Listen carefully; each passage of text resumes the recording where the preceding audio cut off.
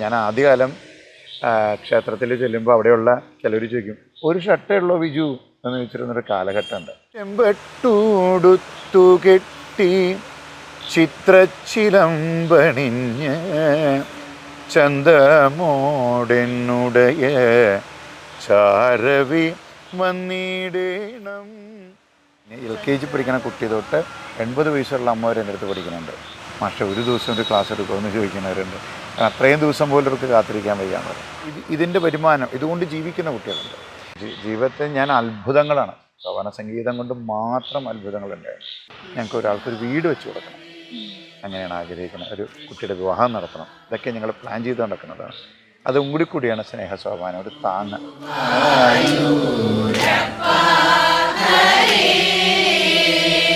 പുഞ്ചിരി തോകും ചെഞ്ചുണ്ടുകളും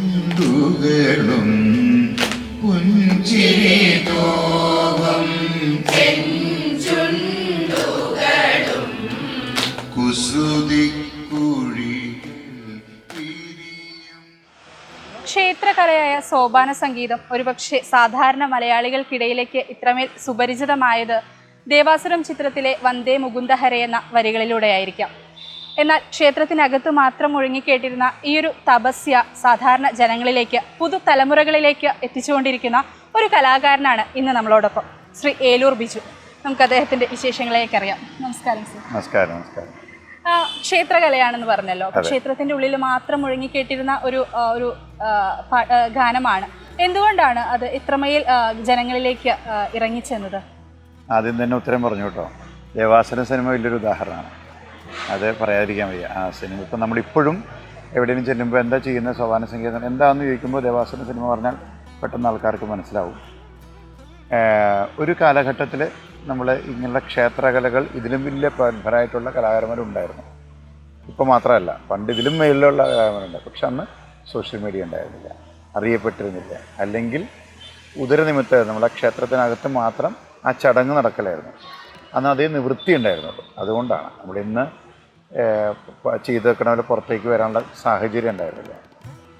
അപ്പോൾ മേളം എന്നുള്ള കല ശരിക്കും കൂടുതൽ ജനങ്ങളിലേക്ക് പതുക്കെ ജനങ്ങളിലേക്ക് എത്തിത്തുടങ്ങി. ഇപ്പോൾ എറണാകുളത്തെ സംബന്ധിച്ച് തൃപ്പൂണിത്തുറ ഈശ്വരൻ്റെ അടുത്ത മേളം എന്ന് പറഞ്ഞാൽ എറണാകുളത്തെ എല്ലാ ജനങ്ങളും, എറണാകുളം മാത്രമല്ല പല സ്ഥലത്തു നിന്നുള്ള ആളുകൾ കേൾക്കാൻ വേണ്ടി കാണാനും വേണ്ടി വരികയാണ്. എന്ന് പറഞ്ഞതുപോലെ പതുക്കെ ഒരു 90 കഴിഞ്ഞു 2000 ആയപ്പോഴേക്കും ഇതിൽ പ്രഗത്ഭരായിട്ടുള്ള ശ്രീ അമ്പലപ്പുഴ വിജയകുമാർ, ശ്രീ സുഭാഷ് ബൊട്ടാനിക്കൽ സുഭാഷ്, എൻ്റെ ഗുരുനാഥൻ ശ്രീ കാവലി കൃഷ്ണൻ, ഇവരൊക്കെ സീഡികൾ ഇറക്കി. കാസറ്റ് സീഡികളൊക്കെ ഇറങ്ങുന്ന സമയത്ത് കാസറ്റാണ് ആദ്യം ഇറങ്ങിയത്, CD. അതൊന്നും കൂടി ജനങ്ങളിലേക്ക് ഇങ്ങനെ ഇപ്പോൾ സാധാരണ കീർത്തനങ്ങൾ, ജനത്തിന് ഫോളോ ചെയ്യാൻ പറ്റുന്ന കീർത്തനങ്ങളിലേക്ക് ഇവരൊക്കെ പാടി അങ്ങനെയുള്ള കീർത്തനങ്ങൾ ഫോളോ ചെയ്തത്. അതിനുശേഷം 2011 ആയപ്പോഴേക്കാണ് ഞാനൊരു CD ഇറക്കുന്നത്. ഇത് 2000-ലാണ് ആദ്യം ഇറങ്ങിയത്. 10 വർഷം കഴിഞ്ഞിട്ട് ശേഷമാണ് ഞാൻ ഇറക്കുന്നത്. അപ്പോഴേക്കും സോഷ്യൽ മീഡിയ കുറേയും കൂടി ഞാൻ ഇറക്കിയ സമയത്ത് കുറച്ചും കൂടെ കഴിയുമ്പോൾ സോഷ്യൽ മീഡിയ നല്ലതായി, യൂട്യൂബ്, ഫേസ്ബുക്കിലൂടെ. അപ്പോൾ എൻ്റെ കീർത്തനങ്ങൾ ശിഷ്യന്മാർ എന്നെ ഇതിലേക്ക് കുറേയും കൂടി ജനങ്ങളിലേക്ക് എത്തിച്ചേർന്നു. പണ്ട് ഞാൻ നേരത്തെ പറഞ്ഞിരുന്നു ഉദരനിമിത്തം എന്ന് വെച്ച് കഴിഞ്ഞാൽ ക്ഷേത്രത്തിനകത്ത് ആ ചടങ്ങായിട്ട് നടത്തി പോകുന്നത്. ചില ക്ഷേത്രങ്ങൾ പ്രഗത്ഭമായിട്ടുള്ള ക്ഷേത്രങ്ങളിൽ മാത്രമേ അവർ കുറേയും കൂടി ശ്രദ്ധിക്കപ്പെട്ടിരുന്നുള്ള ആളുകളിൽ, അല്ലെ ഗ്രാമത്തിലുള്ളൊരു ജസ്റ്റ് കേൾക്കും എന്നുള്ളതിനപ്പുറം ഉണ്ടായിരുന്നില്ല. ഇത് ജനങ്ങളിലേക്ക് കുറേയും കൂടി വ്യത്യസ്തമായ കീർത്തനങ്ങളിലൂടെയും ജനങ്ങളിലേക്ക് എത്തി എന്നുള്ളതിൻ്റെ സത്യമാണ്. അപ്പോൾ സാധാരണക്കാർ കേൾക്കാൻ തുടങ്ങി. പണ്ട് നമുക്കൊരു കാസറ്റ് മേടിച്ച ഒരു വീട്ടുകാർ മുഴുവൻ ചുറ്റി വന്നിരിക്കും ആ പാട്ട് കേൾക്കാൻ എന്ന് പറയണത്. അതിന് വ്യത്യാസമായിട്ട് ഓരോരുത്തരുടെ കയ്യിലും ഫോണുണ്ട്, അവർക്ക് ഇഷ്ടമുള്ളത് കേൾക്കാം, അല്ലേ? ആരെ ലെവലിലേക്ക് എത്തിക്കാൻ ആസ്വാദകർ പലരും അതിലേക്ക് കേൾക്കാൻ തുടങ്ങി. അതുകൊണ്ട് ആൾക്കാരത് ഫോളോ ചെയ്യാൻ തുടങ്ങി. അതാണ് സത്യത്തിൽ സംഭവിച്ചേക്കുന്നത്. ഇപ്പോൾ ഒരുപാടൊരു ശിഷ്യസമ്പത്തുള്ള ഒരു കലാകാരനാണല്ലോ, പുതുതലമുറയാണ്, ന്യൂ ജനറേഷൻ ആളുകൾ എന്ന് പറഞ്ഞാൽ പൊതുവെ മറ്റ് രീതിയിലുള്ള സംഗീതങ്ങളിലേക്ക് തിരിയുന്ന ഒരു പ്രകൃതമാണ് കണ്ടിട്ടുള്ളത്. അപ്പോൾ അതിൽ നിന്നും വ്യത്യസ്തമായിട്ട് ഒരുപാട് പേര് ഇതിലേക്ക് വരുന്നുണ്ട്. എന്താണ് അതിനെക്കുറിച്ചുള്ളൊരു പറയാനുള്ളത്? എനിക്കിഷ്ടപ്പെട്ട ചോദ്യമാണ്. കാരണം എനിക്ക് പോലും അത്ഭുത എങ്ങനെ ഇത് ആൾക്കാർ ഇത്രയും ഫോളോ ചെയ്യും. ഇപ്പോൾ എൻ്റെ കീർത്തനങ്ങൾ യൂട്യൂബിൽ ആദ്യം ഇടുമ്പോൾ പോലും എൻ്റെ ശിഷ്യനിട്ടപ്പോൾ ഞാൻ പറഞ്ഞു അയ്യോ നാണാവില്ലേ ഇതൊക്കെ നമ്മളെ കീർത്തനം ആര് കേൾക്കാനാ, അല്ലെങ്കിൽ സോപാന സംഗീതം ആര് കേൾക്കാനാണ്, യൂട്യൂബിൽ ഇടണ്ടെന്ന് പറഞ്ഞൊരു കാലഘട്ടമുണ്ട്. അതിൽ നിന്നും വലിയ വ്യൂസ് ഉണ്ട് എൻ്റെ പാട്ടെടുത്ത് മാത്രം. അപ്പോൾ അവിടെ നിന്ന് തുടങ്ങേണ്ടി വരും നമ്മൾ പറഞ്ഞു തുടങ്ങുന്നത്. പിന്നീട് സാധാരണ നമ്മൾ എവിടെയെങ്കിലും ഒരു പ്രോഗ്രാമിന് ചെല്ലുമ്പോൾ കുട്ടികൾ വന്നിട്ട് പറയും ചേട്ടാ ഇന്ന കീർത്തനം പാടുമോ, ചന്ദ്രശേഖര പാടുമോ ചേട്ടാ, കുഞ്ഞുങ്ങളെ. അപ്പോഴാണ് അവരെ പാരൻസ് പറയണത് സാറിൻ്റെ അല്ലെങ്കിൽ ബിജുവിൻ്റെ ഏറ്റവും വലിയ ആരാധകൻ ഇവനാട്ടോ, ഈ 4 വയസ്സുകാരനാട്ടോ. അപ്പോൾ കുട്ടികളിലേക്ക് ഇത് ഭയങ്കരമായിട്ട് സ്വാധീനിച്ചിട്ടുണ്ട്. എന്താണ് അതെന്ന് ചോദിച്ചാൽ നമുക്ക് അറിയില്ല. വലിയൊരു അത്ഭുതം പോലെയാണ് അത് തോന്നിയിരിക്കുന്നത്. കുഞ്ഞുങ്ങൾ മാത്രമല്ല, വലിയ ആൾക്കാരിലും അല്ലെങ്കിൽ പുറം രാജ്യത്ത് നമ്മൾ പോകുമ്പോഴും അവരെല്ലാവരും ഡെയിലി ഈ കീർത്തനങ്ങൾ കേൾക്കുന്നു എന്ന് പറയണത് എന്താ അതിൻ്റെ ഇതെന്ന് നമുക്കിപ്പോഴും മനസ്സിലായിട്ടില്ല. അതൊരു അനുഗ്രഹം. അതോടുകൂടി ആൾക്കാർ ആവശ്യപ്പെടുന്നു ഞങ്ങൾക്ക് പഠിക്കണം എന്നുള്ളത്. അപ്പോൾ പ്രായഭേദമന്യേ LKG പഠിക്കുന്ന കുട്ടി തൊട്ട് 80 വയസ്സുള്ള അമ്മ എൻ്റെ അടുത്ത് പഠിക്കുന്നുണ്ട്. അത് ഇവരെല്ലാവരും പറയണത് അതിൽ കിട്ടുന്നൊരു സന്തോഷം, അല്ലെങ്കിൽ അത് ഫോളോ ചെയ്യുമ്പോൾ സന്തോഷം, ഈ തിരക്കിനിടയ്ക്ക്, ഈ ജീവിത തിരക്കിനിടയ്ക്ക്, ഈ ടെൻഷനിടയ്ക്ക് അത് കേൾക്കുമ്പോഴുള്ള സന്തോഷം, അത് പഠിക്കുമ്പോൾ പലരമ്മമാരും പറയും ചിലപ്പോൾ ആഴ്ചയിൽ 1 ക്ലാസ്സോ 2 ക്ലാസ്സോ ഉണ്ടാവുള്ളൂ. അടുത്ത ക്ലാസ്സിലേക്ക് കാത്തിരിക്കാർക്ക് വയ്യ. പക്ഷേ ഒരു ദിവസം ഒരു ക്ലാസ് എടുക്കുമെന്ന് ചോദിക്കുന്നവരുണ്ട്. അത്രയും ദിവസം പോലും അവർക്ക് കാത്തിരിക്കാൻ വയ്യാന്ന് പറയും. അതെന്തോ ഭഗവാന്റെ മാജിക്കൽ പവർ. എനിക്കൊരു 300 സംതിങ് സ്റ്റുഡൻസ് ഉണ്ട്. ഇപ്പോഴും ക്ലാസ് എടുക്കാൻ ഇഷ്ടം പോലെ ആളുകൾ ഇപ്പോഴും സമീപിക്കണം. സമയക്കുറവിൻ്റെ പ്രശ്നമുണ്ട്. ഞാനൊരു പ്രോഗ്രാം ചെയ്യുന്ന ആളും കൂടി ആയതുകൊണ്ട് എല്ലാം കൂടി എനിക്ക് ടൈം അഡ്ജസ്റ്റ് ചെയ്യാൻ പറ്റില്ല. പിന്നെ റെക്കോർഡിംഗ് ഉണ്ടാവും. എങ്ങനെ ക്ലാസ് എന്ന് വെച്ച് കഴിഞ്ഞാൽ എറണാകുളം ശിവക്ഷേത്രത്തിൽ സാറ്റർഡേ സൺഡേ ക്ലാസ് ഉണ്ട്. കൂടാതെ ചേന്നംകുളങ്ങര കൃഷ്ണപുരം എന്ന് പറഞ്ഞാൽ മുപ്പോണേക്കര എടപ്പള്ളി റൂട്ടിലുള്ള ക്ഷേത്രമാണ്. അവിടെയും കുറേ സ്റ്റുഡൻസ് ഉണ്ട്. അതിൽ ഈ പറഞ്ഞ പോലെ അമ്മമാരും കുഞ്ഞുങ്ങളും ഉണ്ട്. കടുങ്ങല്ലൂർ എൻ്റെ ഒരു സുഹൃത്തിൻ്റെ സ്റ്റുഡിയോ ഉണ്ട്, റെക്കോർഡിംഗ് സ്റ്റുഡിയോ ഉണ്ട്. അവിടെ ക്ലാസ് നടക്കുന്നുണ്ട്. കൂടാതെ ഓൺലൈൻ ക്ലാസ്സുകളുണ്ട്. ഓൺലൈൻ ക്ലാസ്സുകൾ വിദേശത്തു നിന്നും സ്വദേശത്തു നിന്നും പല സ്ഥലത്തു നിന്നുമുണ്ട്. എനിക്കത് ടൈം കിട്ടാത്തതിൻ്റെ ബുദ്ധിമുട്ട് കൊണ്ട് മാത്രമേ ഞാൻ പല ക്ലാസ്സുകളും മുടങ്ങുന്നത്. കൂടാതെ ഉള്ളതാണ് എൻ്റെ സ്നേഹസോപാനം. ഇതുകൊണ്ടാണ് ഈ സ്നേഹസോപാനം എന്നുള്ളൊരു നിങ്ങൾ കണ്ടപ്പോഴും ഒന്ന് ശ്രദ്ധിച്ചിട്ടുണ്ടാവും. സ്നേഹസോപാനം എന്താ സ്നേഹം? ആ സ്നേഹത്തിൽ സോപാന സംഗീതം കൊടുക്കണോ, അല്ലെങ്കിൽ സോപാന സംഗീതത്തിൻ്റെ സ്നേഹം എന്നും ഉദ്ദേശിക്കാം. ഞങ്ങളൊരു താങ്ങായിട്ട് കാണണം അതിലേക്ക് കിടക്കാം ഞാൻ. ഇപ്പോൾ ഈ സ്നേഹസോപാനം നമ്മൾ തുടങ്ങിയപ്പോൾ ഇപ്പോൾ ഒരു 50 കുട്ടികളുള്ള അവിടെയുണ്ട്. അതിൽ ചെണ്ട ക്ലാസ് ഉണ്ട്, സോപാന സംഗീതം കൂടാതെ ഇടയ്ക്ക സോപാന സംഗീത ക്ലാസ് ഉണ്ട്. അതിൽ എന്താ പറയുക, ഇതിൻ്റെ നമ്മുടെ എൻ്റെ ഒരു ശിഷ്യൻ തന്നെ അവിടെ ക്ലാസിക്കലിൻ്റെ കുറച്ച് ബേസിക് ക്ലാസ്സും കൊടുക്കുന്നുണ്ട്. സ്നേഹസോപാനം ശരിക്കും ഈ ഓൺലൈൻ ക്ലാസ് തുടങ്ങുന്നത് നമ്മളുടെ ഈ കൊറോണ കാലത്താണ്. ഓൺലൈനിലേക്ക് എല്ലാം ചിന്തിക്കുന്ന കൊറോണ സമയത്താണല്ലോ. ആ സമയത്ത് നമ്മൾ എല്ലാ ദിവസവും പത്രം വായിക്കുമ്പോഴും മാധ്യമങ്ങളിലൂടെ കാണുന്നതെല്ലാം പലരുടെയും ബുദ്ധിമുട്ടുകളാണ് അല്ലേ, ഓരോ കുടുംബങ്ങളിലോ ഓരോരുത്തരും അനുഭവിക്കുന്ന ബുദ്ധിമുട്ടുകൾ. അപ്പോൾ ഞാൻ പഠിക്കുന്ന കുട്ടികളോട് പറയും, നിങ്ങളൊരു 100 രൂപ വെച്ച ഫീസിൻ്റെ ഒപ്പം അയച്ചാൽ നമുക്ക് ഇങ്ങനെയുള്ള കാര്യങ്ങൾ ചെയ്യാമെന്ന് പറഞ്ഞ് ഒരു 100 രൂപ വെച്ച് കളക്ട് ചെയ്തു. ചില സമയത്ത് അത് 10-15 രൂപയോളം കളക്ട് ചെയ്യാൻ പറ്റാറുണ്ട്. ഇത് നമ്മൾ പല കുട്ടികളുടെ നമ്മൾ പഠിക്കുന്ന കുട്ടികളുടെ മാത്രമല്ല, പുറത്ത് ആരെങ്കിലും പറയും അവർ വീടുകളിൽ ഭക്ഷണ സാധനങ്ങളില്ല, വസ്ത്രമില്ല, അല്ലെങ്കിൽ മറ്റുള്ള ഫോണില്ലാത്ത കുട്ടികളുണ്ടായിരുന്നു അല്ലേ, അവർക്ക് ഓൺലൈൻ പഠിക്കാൻ ഫോണില്ല. അങ്ങനെ കുട്ടികൾക്ക് നമ്മളിത് കളക്ട് ചെയ്തിട്ട് അങ്ങനെയാണ് ഇതൊരു മനസ്സിലേക്ക് ചാരിറ്റിയുടെ രൂപം വന്നത്. അപ്പോൾ എന്തുകൊണ്ട് നമുക്കിങ്ങനെ ചെയ്തുകൂടാന്നൊരു ചിന്ത എൻ്റെ മനസ്സിലുണ്ട്. ഒന്നാമത്തെ ഉള്ളിൽ എപ്പോഴും ചാരിറ്റി ചെയ്യണം അങ്ങനെ ഒരു ആഗ്രഹം ഉണ്ടായിരുന്നു. പക്ഷെ അതിനോട് സാഹചര്യം ആയിരുന്നില്ല. ഞാനും കുറേ ബുദ്ധിമുട്ടി ഇങ്ങനെ ഇതിലൂടെ വന്നതുകൊണ്ട് പെട്ടെന്നൊരു ചാരിറ്റിയിലേക്ക് നമുക്ക് ചെല്ലാൻ പറ്റും. അപ്പം അങ്ങനെ ചിന്തിച്ച സമയത്ത് എൻ്റെ ഒരു ശിഷ്യനും കൂടിയാണ് പറഞ്ഞത് നമുക്ക് ഇങ്ങനൊരു സ്നേഹസോപാനം അങ്ങനെ ആക്കാമെന്ന് പറഞ്ഞു. അത് സ്നേഹസോപാനം ഒരു വീടെടുത്ത് അതിൻ്റെ ചാരിറ്റി പ്രവർത്തനങ്ങൾ ചെറിയ രീതിയിൽ ഞങ്ങൾ സ്റ്റാർട്ട് ചെയ്തു. രജിസ്ട്രേഷൻ കാര്യങ്ങൾ നടക്കണം. ഞങ്ങൾ അടുത്ത വർഷത്തേക്ക്, അതായത് 1 വർഷം കൊണ്ട് മെയ് മാസത്തിലേക്ക് ഞങ്ങൾക്ക് ഒരാൾക്കൊരു വീട് വെച്ച് കൊടുക്കണം.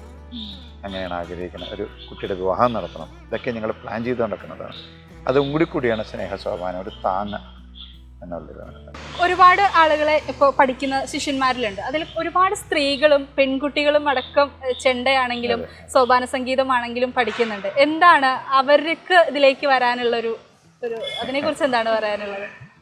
അവർ ഇതിലേക്ക് വരുന്ന വെച്ചാൽ ഇപ്പം ഇയാളിവിടെ നിൽക്കുന്നത് എന്താണെന്ന് ചോദിച്ചാൽ എന്താ അർത്ഥമല്ലേ, പണ്ട് കാലങ്ങളിൽ ഇത്രയും എല്ലാത്തിനും ഇന്ന് നമ്മൾ എന്താ ആഗ്രഹിക്കുന്നതിനുള്ള ഓപ്ഷൻസ് ഉണ്ട് നമ്മുടെ മുമ്പിൽ, സാഹചര്യങ്ങൾ അതിനുള്ളതുണ്ട്. അതാവാം. പിന്നെ അത് ഈ പറഞ്ഞ പോലെ ആ സംഗീതത്തിനോടുള്ള ഇഷ്ടം, അത് കേൾക്കാൻ കാണാനുള്ള ഇഷ്ടമായിരിക്കാം പലരും അതിലേക്ക് വരുന്നത്. ഞാൻ പോലും ചോദിച്ചിട്ടുണ്ട് ഇങ്ങനെയുള്ള കാര്യങ്ങൾ. അപ്പോൾ അവർ പറഞ്ഞു, മാഷേ അത് കേൾക്കുമ്പോൾ ഞങ്ങൾക്ക് പഠിക്കണം എന്നുള്ള ആഗ്രഹമുണ്ട്, അത് പെർഫോം ചെയ്യാനുള്ള ആഗ്രഹമാണ്. ഇന്ന് ഞാൻ പഠിപ്പിച്ച കുട്ടികൾ ഇതുകൊണ്ട് ഇതിൻ്റെ വരുമാനം, ഇതുകൊണ്ട് ജീവിക്കുന്ന കുട്ടികൾ. ഇത് പെർഫോം ചെയ്ത് പുറം രാജ്യങ്ങളിൽ ഒരു പ്രോഗ്രാമിനാണ് പെൺകുട്ടികൾ വരെയുണ്ട്. ഇപ്പോൾ ഭദ്ര, വൈദേഹി, ആര്യവൃന്ദ, പൂർവജ, അങ്ങനെ കുറേ കുട്ടികൾ നമ്മൾ ഇതുകൊണ്ട്, സംയുക്ത, അങ്ങനെ കുറേ കുട്ടികൾ ഇതുകൊണ്ട് ജീവിക്കുന്ന, അല്ലെങ്കിൽ ഇതുകൊണ്ട് പരിപാടിയായിട്ട് മുന്നോട്ട് പോകുന്നുണ്ട്. അവർക്ക് പ്രോഗ്രാംസ് ഉണ്ട്. നേരത്തെ പറഞ്ഞതുപോലെ നമുക്ക് ഇതിന് അവസരങ്ങളുള്ളത് കൊണ്ട്, പണ്ട് ക്ഷേത്രങ്ങളിൽ ഇത്ര അവസരങ്ങൾ കിട്ടിയിരുന്നില്ല, വേദികളിൽ കിട്ടിയിരുന്നില്ല. ഇന്ന് വേദികളുണ്ട്. അപ്പോൾ അത് ഇവർക്ക് എന്താ പറയുക, ഷെയർ ചെയ്ത് പോകേണ്ട എല്ലാവർക്കും. പിന്നെ സോഷ്യൽ മീഡിയയാണ് ഏറ്റവും വലിയൊരു അനുഗ്രഹം. അവർ പാടുന്ന കീർത്തന സോഷ്യൽ മീഡിയയിലെ ജനങ്ങൾ കുറേ കൂടി സ്വീകരിക്കുന്നു. അപ്പോൾ അതും ഒരു അനുഗ്രഹമായിട്ടും വരണം.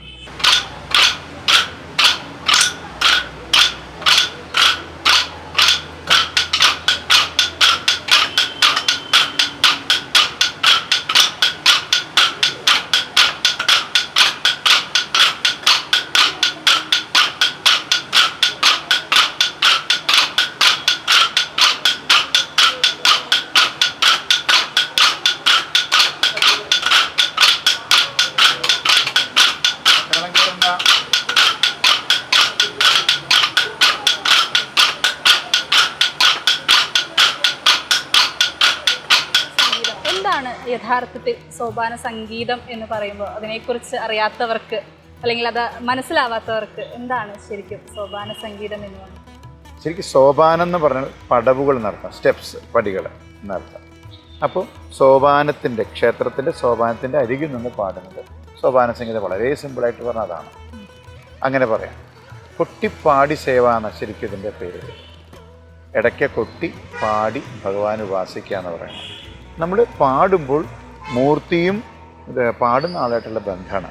അപ്പോൾ ആ കീർത്തനം പാടുമ്പോൾ നമ്മൾ എന്ത് പാടുന്നു അത് നിൽക്കുന്ന ഡിവോട്ടീസ് ആ നമ്മുടെ പാട്ടിലൂടെ ഭഗവാനെ കാണാൻ കഴിയും. ഭയങ്കരമായ ആചാര്യന്മാർ ചെയ്തു വെച്ച ഏറ്റവും വലിയൊരു കാര്യമില്ല. കാരണം ഒരു പൂജ, നിവേദ്യം കഴിഞ്ഞ് ഒരു ക്ഷേത്രത്തിൽ 5 പൂജകളാണ്. നിവേദ്യം കൊടുത്തു കഴിഞ്ഞാൽ ഭഗവാന് പൂജ നടക്കും. പൂജ നടക്കുന്നത് ചിലപ്പോൾ അരമണിക്കൂറാവാം, 1 മണിക്കൂറാവാം, അല്ലെങ്കിൽ 20 മിനിറ്റ് ആവും. ഇത്രയും നേരം ജനം തൊഴിൽ നിൽക്കുന്നത് പല ചിന്തകളിലേക്ക് പോകും. നാച്ചുറൽ. നമ്മൾ ആരായാലും എന്ത് ഭക്തി പറഞ്ഞാലും നമ്മൾ സാധാരണക്കാരെ സംബന്ധിച്ച് നമ്മളതിലേക്ക് വേറെ ചിന്തയിലേക്ക് വീട്ടിലെ കാര്യങ്ങളാക്കി ചിന്തിക്കും. ഇതെല്ലാം മറന്ന് ഈ സംഗീതത്തിലൂടെ ഇടയ്ക്കയുടെ ശബ്ദത്തിൽ, അതാണ് ഏറ്റവും വലിയ രസകരം അല്ലേ? ആ ശബ്ദം ലോകത്ത് അത്ഭുതമായിട്ടുള്ള ശബ്ദം ഭഗവാൻ തന്നതാണത്. ആ ശബ്ദത്തിലൂടെ പാടി അല്ലെങ്കിൽ ആ ശ്രുതിയിലൂടെ പാടി ഭഗവാനിലേക്ക് അർപ്പിക്കുകയാണ് ജനങ്ങൾ ഫോളോ. ഇത് ശരിക്കും പറഞ്ഞാൽ സോപാന സംഗീതം എന്ന് പറഞ്ഞത് അതാണ് കൊട്ടിപ്പാടി സേവ എന്ന് പറഞ്ഞത്. പണ്ട് കാലങ്ങളിൽ നമ്മുടെ ഈ കർണാടക സംഗീതം വരുന്നതിന് മുമ്പുള്ളൊരു കാലമുണ്ട് നമുക്ക്. ആ കാലഘട്ടത്തിൽ സംഗീത ശൈലി, കേരളത്തിൻ്റെ തനായ ഒരു സംഗീത ശൈലിയുണ്ട് കർണാടക സംഗീതം വരുന്നതിന് മുമ്പ്. ആ സംഗീത ശൈലി എന്ന് പറയുന്നത് സോപാനമായിരുന്നു. അത് ക്ഷേത്രത്തിലേക്ക് വന്നപ്പോൾ ഭക്തിക്ക് കൂടുതൽ പ്രാധാന്യം. അതുകൊണ്ടാണ് ഇന്ന് തിരുവാതിരകളിയുടെ കീർത്തനങ്ങളും സോപാനത്തിൻ്റെ കീർത്തനങ്ങളൊക്കെ ഒരേപോലെ തന്നെ പാടുന്നത് നിങ്ങൾ കേൾക്കണ്ടാവും. നന്ദനന്ദനൻ മുകുന്ദൻ ഇങ്ങനെയുള്ള കീർത്തനങ്ങളൊക്കെ നിൽക്കണം. ഇതെല്ലാം സോപാനത്തിലും പാടാറുണ്ട്. അതൊരു പഴയ ശൈലി അമ്മമാർ പാടിയുണ്ട്. അത് നമ്മളിതിലും പാടിപ്പെടും. അപ്പോൾ ഒന്ന് ചോദിച്ചോട്ടെ, ദേവന്മാരെ വെച്ച് ഇത് മാറ്റമുണ്ടാവും? അതായത് ഓരോ ക്ഷേത്രങ്ങളിൽ വെച്ചിട്ട് സോപാന സംഗീതങ്ങളിൽ മാറ്റം വരുത്താറുണ്ടോ? ശരിക്കും വേണമെന്നാണ് നിയമപ്രകാരം. എന്താണ് മൂർത്തി, ആ മൂർത്തിയുടെ ഭാവം അനുസരിച്ച് പാടണം എന്നാണ് നിയമം. പിന്നെ നമ്മൾ ചിലപ്പോൾ നമുക്ക് ചില സാഹചര്യങ്ങളിൽ ചിലപ്പോൾ നടക്കണമെന്നില്ല. ഇപ്പോൾ ശ്രീരാമൻ്റെ കീർത്തനങ്ങൾ കുറവാണ്. ഇപ്പോൾ നമ്മൾ ശ്രീരാമൻ ക്ഷേത്രത്തിൽ പോയി അത്രയും കീർത്തനം, കൃഷ്ണൻ്റെ മഹാവിഷ്ണുവിൻ്റെ കീർത്തനങ്ങൾ പാടേണ്ടി വരും. സാഹചര്യം ഡിപ്പെൻഡ്. ശരിക്കും ആ മൂർത്തിഭാവം അറിഞ്ഞ് പാടുകയാണ് ഏറ്റവും ഗുണം, അവിടുത്തെ കൂടുതൽ ഗുണം. എന്നുവെച്ചാൽ മഹാദേവൻ്റെയും ഭഗവതിയുടെയും കൃഷ്ണൻ്റെയൊക്കെ കീർത്തനങ്ങൾ ധാരാളമുണ്ട്. ഒരു സോപാന സംഗീതം അഭ്യസിച്ച് വരുമ്പോൾ എന്തെല്ലാം മാറ്റങ്ങളാണ് ഒരു മനുഷ്യൻ എന്ന നിലയിൽ നമുക്ക് ഉണ്ടാവുന്നത്? ഒരു വ്യക്തി എന്ന നിലയിൽ എന്തെല്ലാം മാറ്റങ്ങളാണ് അതിലേക്ക് വരുന്നത്? ഏറ്റവും വലിയ മാറ്റമാണ് ഞാനിപ്പോൾ ഇവിടെ നിൽക്കുന്നത്. അല്ലെ നിങ്ങൾ എന്നെ ഇൻ്റർവ്യൂ ചെയ്യുമോ? അതായത് 90കളിലും 80കളിലൊക്കെ ഈ സോപാന സംഗീതം ഉണ്ടായില്ല. ആരും അറിഞ്ഞിരുന്നു? നിങ്ങൾ പോലും ശ്രദ്ധിച്ചിരുന്നു? ഒരു ഞെരളത്ത് രാംപൊതുവാൾ ആശാൻ, അദ്ദേഹത്തിൻ്റെ പേരിൽ മാത്രം അല്ലേ അറിഞ്ഞിരുന്നത്. ഇഷ്ടംപോലെ പ്രഗത്ഭരായ പാട്ടുകാരുണ്ടായിരുന്നു. ഇന്ന് പല സ്ഥലത്തുനിന്ന് എവിടെന്നെങ്കിലും റെക്കോർഡിങ് കേട്ടാൽ നമുക്കൊരു കഷ്ടം കിട്ടിയേക്കാം. അവരെയൊന്നും അറിഞ്ഞിരുന്നില്ല. അതാരും കുറ്റം പറയണതല്ല, അന്ന് അത്രയും ശ്രദ്ധിച്ചിരുന്നില്ല. ഈ നമ്മൾ ഇതിലേക്ക് വന്നു, നമ്മൾ കുറച്ച് മാറ്റങ്ങൾ വരുത്തി. മാറ്റം വരുത്തിയെന്ന് വെച്ചാൽ മനഃപൂർവ്വമായിട്ടൊരു മാറ്റം വരുത്താൻ വേണ്ടി ചെയ്യണമല്ല. കേൾവി സുഖം എന്ന് പറയുന്ന വലിയ കാര്യമാണ്. നമ്മൾ ഇപ്പോൾ യേശുദാസ് എന്നൊരാൾ വന്നത് കൊണ്ടുണ്ടായ മാറ്റങ്ങൾ സംഗീത ലോകത്ത് ചെറുതല്ല. കർണാടക സംഗീതത്തിലാണ് എന്തിനാണെങ്കിലും ആ ശബ്ദസുഖവും എന്താ പറയുക അക്ഷരസ്ഫുടതയല്ല എന്ന് പറഞ്ഞതുപോലെ ഒരു മാറ്റം എല്ലാ കലയ്ക്കും ആ മാറ്റം ഉണ്ടായിട്ടുണ്ട്. മാറ്റമുണ്ടെങ്കിൽ മാത്രമേ അത് നിലനിൽക്കുള്ളൂ, അല്ലേ? കാലഘട്ടത്തിനനുസരിച്ച് ഞാൻ ഇങ്ങനെ ചെയ്യുള്ളൂ എന്ന് പറഞ്ഞു കഴിഞ്ഞാൽ അത് വേണ്ട എന്ന് പറയുന്നൊരവസ്ഥയ്ക്ക് പോകും. അപ്പോൾ എന്താണെങ്കിലും ഇപ്പോൾ ഒരു ചെണ്ട, പണ്ട് കാലങ്ങളിലെ ചെണ്ട എന്ന് പറഞ്ഞു കഴിഞ്ഞാൽ കൈ കൊണ്ട് വലിക്കുന്നതായിരുന്നു. അപ്പോൾ അതിൻ്റേത് മൂപ്പെന്ന് പറഞ്ഞാൽ അതിൻ്റെ ഷാർപ്പ്നെസ് അത്ര ഉണ്ടായിരുന്നു. ഇന്ന് മെഷീൻ കൊണ്ടാണ്. അപ്പോൾ മാക്സിമം നമുക്ക് എത്ര കിട്ടും അത്ര. അപ്പോൾ പണ്ടത്തെ ആൾക്കാർ പറയും ഇത്രയും മൂപ്പ് മതി, ഇങ്ങനെ കൊട്ടാൻ പാടുള്ളൂ എന്ന് പറയും. ഇന്നങ്ങനെ നടക്കില്ല. അപ്പോൾ ഇതിന് ഒരു കാരണം കൂടിയുണ്ട്. ചെണ്ടയുടെ ശബ്ദത്തിൻ്റെ സുഖം വേറെ, ആ ചെണ്ടയിൽ നിന്ന് കിട്ടുന്ന ശബ്ദത്തിൻ്റെ സുഖം കേൾക്കാൻ ഇത്തിരി കൂടി സുഖമായി, അത്രയും കാലം കയറാം, അല്ലെ? ഇതൊക്കെ വേണം. അപ്പോൾ അങ്ങനെ എല്ലാത്തിലും ഇപ്പം ഞങ്ങൾ കൊട്ടുന്ന ഇടയ്ക്കയുടെ ഭംഗി എന്ന് പറയുന്നത് കുറേയും കൂടി ഭംഗിയായി. കാരണം പൊടിപ്പെന്ന് പറഞ്ഞ സാധനങ്ങൾ കണ്ടിട്ടുണ്ടോ? തൂങ്ങിക്കിടക്കുന്ന ബോൾ പോലെ കിടക്കുന്നത്, അത് 64 കലകളെ വീടുകൊണ്ടാണ്. അത് ഇന്ന് കമ്പിളി നൂല് വെച്ച് എത്ര ഭംഗിയായിട്ട് ഉണ്ടാക്കാമോ? ഇന്ന് ശരിക്കും അത് ഏറ്റവും നല്ലതിന് 10,000 രൂപകളുണ്ട്. അപ്പോൾ അത്രയും ഭംഗിയായിട്ട് കൊടുക്കാം. അപ്പം മാറ്റങ്ങളെല്ലാം വന്നപ്പോഴേക്കും ഇപ്പം എന്നെ സംബന്ധിച്ച് സാധാരണക്കാരെന്നുള്ളതിൽ ഞാനൊരു 2000 തുടങ്ങുന്ന സമയത്ത് വളരെ ബുദ്ധിമുട്ട് ജീവിച്ചിരുന്ന ആളാണ്. ബുദ്ധിമുട്ടെന്ന് വെച്ച് കഴിഞ്ഞാൽ ദൈനംദിന കാര്യങ്ങൾ നിർത്തി പോകുമ്പോൾ ബുദ്ധിമുട്ടായിരുന്നു. ചേരാനല്ലൂർ എന്ന് പറഞ്ഞ ഇടപ്പള്ളി ചേരാനല്ലൂർ ഭഗവക്ഷേത്രത്തിലെ അടിയന്തരക്കാരായിരുന്നു ഞാൻ. അന്ന് ഒരു ദിവസം 100 രൂപയായിരുന്നു എനിക്ക്. 2010 കാര്യം ഞാൻ പറഞ്ഞത്. ആ സമയത്ത് അവിടെയുള്ള കുറച്ച് പേരുടെ സഹായത്തോടെയാണ് മണിയേട്ടൻ ജീവിച്ചിട്ട് അങ്ങനെ കുറച്ച് ഫാമിലിയുടെ സഹായത്തോടെയാണ് ഞാൻ ശരിക്കും പറഞ്ഞാൽ ഒരു CD ഇറക്കുന്നത്. ആലോചിച്ച് നോക്കണം. ആ CD ആണ് എന്നെ ജനങ്ങൾ അറിഞ്ഞത്. ചെമ്പട്ടെന്നൊരു കീർത്തനം അതിനകത്തുണ്ടായിരുന്നു, ഒത്തിരി ഫേമസ് ആയി. ആ ചെമ്പട്ട് ബിജു ആയിരുന്നു, ഞാൻ ചെമ്പട്ട് ബിജു എന്ന് അറിഞ്ഞിരുന്നത്. അപ്പോൾ അതിനുശേഷം അത് സോഷ്യൽ മീഡിയയിലേക്ക് വന്നപ്പോൾ ഒന്നും കൂടി ഇതായത്. അപ്പോൾ എൻ്റെ ജീവിതം തന്നെ ഉദാഹരണം എടുക്കാൻ കഴിയും. അപ്പോൾ ഞാൻ ആദ്യകാലം ക്ഷേത്രത്തിൽ ചെല്ലുമ്പോൾ അവിടെയുള്ള ചിലർ ചോദിക്കും ഒരു ഷർട്ടേ ഉള്ളോ ബിജു എന്ന് ചോദിച്ചിരുന്നൊരു കാലഘട്ടമുണ്ട്. അപ്പോൾ അതെല്ലാം ഇതിനെ പാടി മുന്നോട്ട് വന്നു. പിന്നെ കാലഘട്ടത്തിനനുസരിച്ച് കുറേ മാറ്റങ്ങൾ നമ്മൾ കീർത്തനങ്ങൾക്ക് വ്യത്യാസം വരുത്തി. പിന്നെ ഭക്തിക്കാണ് പ്രാധാന്യം, രാഗങ്ങൾ പുതിയത് നമ്മൾ പ്രയോഗിച്ചു തുടങ്ങി. അങ്ങനെ ആ മാറ്റങ്ങളാണ് ഇന്നിവിടം വരെ സോപാന സംഗീതം എത്തിച്ചത്. എത്ര നാളായി ഈ ഒരു സോപാന സംഗീതം അഭ്യസിച്ചു തുടങ്ങിയത്? ഏത് കാലത്താണ്? ചെറുപ്പം മുതലേ? ഇല്ല, പാരമ്പര്യ സംഗീതമല്ല എൻ്റെ സോപാന സംഗീതം. പാരമ്പര്യമായിട്ട് സംഗീതമുണ്ട്. എൻ്റെ കുടുംബം, അച്ഛനും അമ്മാവനൊക്കെ മ്യൂസിക് ടീച്ചർ, സംഗീതമായിട്ട് ബന്ധപ്പെട്ടവർ. അമ്മാവനാണ് എൻ്റെ ആദ്യത്തെ മ്യൂസിക് ടീച്ചർ. കാരണം ഈ സോപാന സംഗീതം ഞാൻ സത്യത്തിൽ രസമായിട്ട് പഠിച്ചതാണ്. മേളക്കാരന് ചെണ്ടമേളം സദനം ദിവാരനാശാൻ്റെ അടുത്തും ചേന്നമേളം ഉണ്ണികൃഷ്ണമാരാർ ഇവരുടെ ചെണ്ടമേളം പഠിച്ചു. അപ്പോൾ ആ സമയത്ത് ഈ ഫോണൊന്നുമില്ല. അപ്പോൾ വെറുതെ ഇരിക്കുന്ന സമയത്തൊക്കെ എന്നെ കൊണ്ട് കീർത്തനങ്ങൾ എന്തെങ്കിലും പാടിക്കുമായിരുന്നു. അപ്പോൾ ആശാൻ പറഞ്ഞു എന്നാൽ സോപാന സംഗീതം പഠിക്കൂടോ താൻ, നല്ലതാ, തനിക്ക് പറ്റും എന്ന് പറഞ്ഞപ്പോഴാണ് അത് എൻ്റെ ഗുരുനാഥൻ കാവിൽ ഉണ്ണികൃഷ്ണമാർ ആശാനെ കിട്ടി. ഒരു 2000 കാലഘട്ടത്തിലാണ് പഠിച്ചത്. അന്നിങ്ങനെയുള്ള അവസരങ്ങളൊന്നുമില്ല, വളരെ കുറച്ച് എവിടെയെങ്കിലുമൊക്കെ പാടാം. പിന്നീട് ഞാൻ പറഞ്ഞ 2010 ഇതിന് സീരിയസ് ആയിരുന്നു നമ്മൾ. ഇതുകൊണ്ട് ഇതാണ് എൻ്റെ ജീവിതം, ഇതാണ് മുന്നിൽ കാണുന്നതെന്ന് പറഞ്ഞിട്ട് യാത്ര തുടങ്ങി.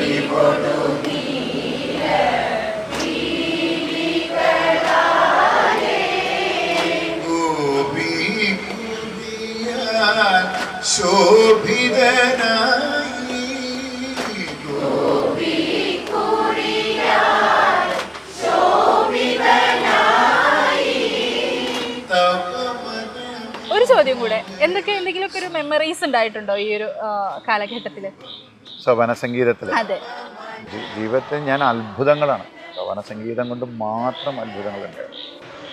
ഏറ്റവും വലിയ അത്ഭുതം ഈ ഓട്ടിസം ബാധിച്ച കുട്ടികളിലാണ്. ഓട്ടിസം ബാധിച്ച കുട്ടികൾ അവർ ഈ കീർത്തനങ്ങൾ കേൾക്കുന്നു, ആ കീർത്തനങ്ങൾ കേട്ട് അവർക്ക് മാറ്റങ്ങൾ ഉണ്ടാവണം എന്നുള്ളതാണ്. ഉദാഹരണം ഇഷ്ടം പോലെ ഉണ്ട്. ഓരോന്നായിട്ട് ഞാൻ പറയാൻ ഇഷ്ടം പോലെ ഉണ്ട്. അതുകൊണ്ടാണ് ഞാൻ ഒരിക്കൽ ദുബായിൽ പ്രോഗ്രാം ചെയ്യുമ്പോൾ ഒരു ചേട്ടൻ വന്നിട്ട് ഒരു സെൽഫി എടുത്തിട്ട് ഞാൻ ഇപ്പുറത്ത് നിന്ന് മാറി സംസാരിക്കണം. മോനെ, അപ്പോൾ അദ്ദേഹത്തിന് കണ്ണൊക്കെ നിറഞ്ഞിരിക്കാം. മോനെ, എടാ എലു ബീച്ചറിൻ്റെ ഫോട്ടോ, എലു ബീച്ചറിൻ്റെ എൻ്റെ കൂടെയുണ്ട്, നീ കാണുമെന്ന് പറഞ്ഞ ഫോട്ടോ അയച്ചത്. അപ്പോൾ എന്താണെന്ന് ചോദിച്ചപ്പോൾ അദ്ദേഹം പറയാം, ആള് ഓട്ടിസം പഠിച്ച 2 കുട്ടികളും ഓട്ടിസം. ഭയങ്കര ബഹളം വെച്ച് തല നിലത്ത് കടിക്കുക അവരുടെ ആ അവസ്ഥയിൽ. അപ്പോൾ അവർ ആ സമയത്തുള്ളൊരു ആശ്വാസം എന്ന് പറയുന്നത് എൻ്റെ കീർത്തനകൾ കേൾക്കണം, അതും പോരാ എൻ്റെ ഫോട്ടോ കാണണം. ഇത് കണ്ട അവർ ഓക്കെ, അല്ലെങ്കിൽ ഒരു ബഹളം. ഇതാണ് അവർക്ക് കൊടുക്കുന്ന ആശ്വാസം. അത് ഒരു കുട്ടിയിലല്ല, പല പാരൻസ് ഇതുപോലെ തന്നെ വിളിച്ച് പറയാറുണ്ട്. ചില സ്ഥലത്ത് ചെല്ലുമ്പോൾ അവർ പറയും, ഞങ്ങളുടെ ഒരു മോനെ കാണാൻ വരുമോ, മോനെ ഒന്ന് കാണാൻ വരുമോ, അടുത്ത് വരുമോ. അപ്പോൾ ഇതാണ് സംഭവം. അപ്പോൾ അവർ ഒരിക്കൽ വേറൊരു ഫാമിലി വിളിച്ചിട്ട് പറഞ്ഞൊരു ഈ ഡോക്ടറെ കാണാൻ, ഡൽഹിയിലൊരു ഡോക്ടറെ കാണാൻ പോയപ്പോൾ ഡോക്ടറെ കാണാൻ സമ്മതിക്കണില്ല. അപ്പോൾ ഈ പാട്ട് വെച്ചപ്പോൾ ഓക്കെ. അപ്പോൾ ഡോക്ടർ വെച്ചത് എന്താണെന്ന് വെച്ചപ്പോൾ ഈ പാട്ട് വെച്ചാൽ, ഇന്ന ആളുടെ കീർത്തനം വെച്ചാൽ ആൾ അപ്പോൾ ഓക്കെയാണ്, അല്ലെങ്കിൽ ആൾ സമ്മതിക്കില്ല. ഇത് വലിയൊരു അത്ഭുതം പറയാം. തമിഴ്നാട്ടിൽ ഒരു പ്രോഗ്രാം പ്രോഗ്രാം ചെയ്ത് ഞാൻ പ്രോഗ്രാം കഴിഞ്ഞ് അപ്പം തന്നെ എനിക്ക് തിരിച്ചുള്ള വണ്ടിക്ക് പോകണം. പ്രോഗ്രാം കഴിഞ്ഞ് അപ്പം തന്നെ പോകണം. അപ്പോൾ കുറേ വിളിച്ചു. ഞാൻ ഫോൺ സൈലൻ്റ് ആയതുകൊണ്ട് കണ്ടില്ല. പിറ്റേ ദിവസം രാവിലെ അവർ വിളിച്ചിട്ടുണ്ട്, ഇന്ന ഡേറ്റ് ഫ്രീ ആണോ എന്ന് ചോദിച്ചിട്ടാണ് വിളിച്ചത്. അപ്പോൾ എന്താണെന്ന് വെച്ചപ്പോൾ ഈ പ്രോഗ്രാം നടക്കുന്ന സമയത്ത് അപ്പുറത്തെ വീട്ടിൽ ഒരു മതിക്കെട്ടാണ്, അതിൻ്റെ അപ്പുറത്തൊരു വീട്ടിൽ ഒരു ലേഡിക്ക് സുഖമില്ലാണ്ട് കിടപ്പാണ് അവർ. ആ കിടക്കുന്ന സ്ത്രീ പാട്ട് കേട്ടപ്പോൾ സ്വയം എഴുന്നേറ്റ് കുളിച്ചു. ഇതൊക്കെ അവർ കണ്ടുകൊണ്ടിരിക്കുക, വീട്ടുകാർ കണ്ടുകൊണ്ടിരിക്കുക. കുളിച്ചു. അവർ കുറച്ച് പൂക്കൾ പറിച്ച് അമ്പലത്തിന് സമർപ്പിച്ചു. ഈ സമർപ്പിക്കുന്ന സമയത്ത് അവർ തൊഴിൽ നിൽക്കുന്ന സമയത്ത് കുറച്ച് കഴിയുമ്പോൾ എൻ്റെ പ്രോഗ്രാം കഴിഞ്ഞു, ഞാൻ പോകുന്നതാണ് പറ്റിയത്. അങ്ങനെ ഒരു അത്ഭുതം അവർ പറഞ്ഞു. ഇതുപോലെ മിണ്ടാത്തൊരു കുട്ടിയുണ്ട്, കോഴിക്കോട് വയനാട് നിന്ന് വരികയാണ് അവരിവിടെ നിന്ന് എൻ്റെ CD വാങ്ങിച്ചു കാലടിയിൽ വെച്ച്. കോഴിക്കോട് എത്തിയപ്പോൾ ഈ അമ്മ എന്നെ വിളിക്കുക, മാഷേ എൻ്റെ മോള് കൃഷ്ണ എന്ന് പറയണമെന്ന് പറഞ്ഞിട്ട്. അപ്പോൾ ഇങ്ങനെയുള്ള അത്ഭുതങ്ങൾ നമ്മുടെ ഒരു കീർത്തനം കൊണ്ട്, അല്ലെങ്കിൽ ഈ സോപാന സംഗീതമാണ്. അങ്ങനെ ഇഷ്ടംപോലെ അനുഭവങ്ങൾ, സുഖമില്ലാത്തവർക്ക് അസുഖം മാറി എന്ന് പറഞ്ഞ അനുഭവമുണ്ട്. നമുക്ക് വേണ്ടിയിട്ട് സാറിൻ്റെ ഏറ്റവും പ്രിയപ്പെട്ട ഒരു കീർത്തനം, ഒരു 4 വരി. പ്രിയപ്പെട്ടതെന്ന് പറഞ്ഞാൽ ഭയങ്കര ഇഷ്ടംപോലെ കീർത്തനം, എല്ലാം പ്രിയപ്പെട്ടതാണ്. എന്തായാലും നിങ്ങൾ ഇപ്പോൾ എന്നെ പ്രശസ്തമാക്കിയൊരു കീർത്തനമുണ്ട്. ഞാനെന്നുള്ള വ്യക്തി ഇവിടെ വന്നിരിക്കുന്നത് സോപാന സംഗീതത്തിന് എനിക്ക് കൊടുക്കാൻ പറ്റിയ സംഭാവനയായിട്ടൊരു കീർത്തനമുണ്ട്. ചെമ്പട്ടൂടുത്തു കെട്ടി ചിത്രച്ചിലമ്പണിഞ്ഞ് ചന്തമോടെന്നുടയ ചാരവി വന്നിടേണം ചഞ്ചലമാനസത്തിൽ ചിന്തകൾ വളർത്താതെ ചിത്തേ നീ വന്നണയു ചന്ദ്രസമാനമുഖി.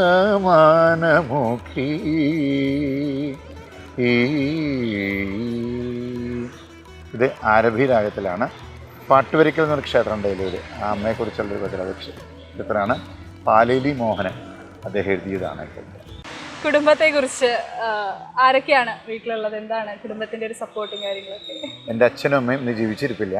അവർക്ക് കൊടുക്കാൻ ഏറ്റവും വലിയൊരു ഗിഫ്റ്റ്, അല്ലെങ്കിൽ ഏറ്റവും വലിയൊരു ഇതാണ് ഞാൻ ഇന്ന് പാടുന്നത്. അമ്മയുടെ അച്ഛൻ്റെ ആഗ്രഹമായിരുന്നു. അച്ഛൻ സംഗീത ഭ്രാന്തനായിരുന്നു. അച്ഛൻ്റെ സംഗീതമാണ് ഇന്ന് എന്തായാലും മൂളുന്നത്. ഞങ്ങൾ 5 ആമക്കളാണ്, 3 ഏട്ടന്മാർ, അനിയൻ. ഒരു ഏട്ടൻ കലാകാരനാണ്, തിരക്കഥാകൃത്താണ്. ഞങ്ങളെല്ലാവരും സംഗീതമായിട്ട് ബന്ധപ്പെട്ടവരാണ്. പിന്നെ വൈഫ് അനവദ്യ നോർത്ത് പറവൂരാണ്, വടക്കൻ പറവൂർ, ഇവിടെ എറണാകുളത്ത് തന്നെ. അനവദ്യയുടെ അമ്മ മ്യൂസിക് ടീച്ചറാണ്. എല്ലാ അഷ്ടപതി അറിയാം. എന്തൊരു സംശയം ഉണ്ടെങ്കിൽ അമ്മയോട് ചോദിക്കാനും കഴിയും. പിന്നെ ഒരു അനിയത്തിക്കുട്ടി അച്ഛനുമുണ്ട്. ഇതാണ് കുടുംബം. പിന്നെ എൻ്റെ കുടുംബം എന്ന് പറഞ്ഞാൽ സ്നേഹസോപാനം. അതൊരു വലിയൊരു അനുഗ്രഹം. ഈ കിട്ടിയ ബന്ധങ്ങൾ, ഈ നിങ്ങൾ കാണുന്ന കുട്ടികളെല്ലാവരും ഞങ്ങളിപ്പോൾ ഒരു മൂകാംബി യാത്ര കഴിഞ്ഞു. ഒരു 120 പേര് ഒരുമിച്ച് പോയിട്ട് യാത്ര എല്ലാവരും ഒരുമിച്ച് പാടി. അതിൽ അമ്മമാരുടെ സന്തോഷമാണല്ലോ, എന്നാൽ ഇനി അടുത്ത ദിവസം എന്നാ പോകാൻ പറ്റുന്നതെന്നുള്ളതാണ്. എന്തായാലും ഇതൊക്കെ തന്നെയാണ്. പിന്നെ എൻ്റെ ചേരാന്നുള്ളൊരു അമ്മയുടെ അനുഗ്രഹം, എല്ലാവരുടെയും സ്നേഹവുമാണ് ഇങ്ങനൊരു, എന്താ പറയുക, ഇങ്ങനൊരു യാത്ര. ഇനിയും ഒരുപാട് പേരിലേക്ക് സോപാന സംഗീതം എന്ന കല എത്താൻ സാധിക്കട്ടെ എന്ന് ദൈവം അനുഗ്രഹിക്കട്ടെ.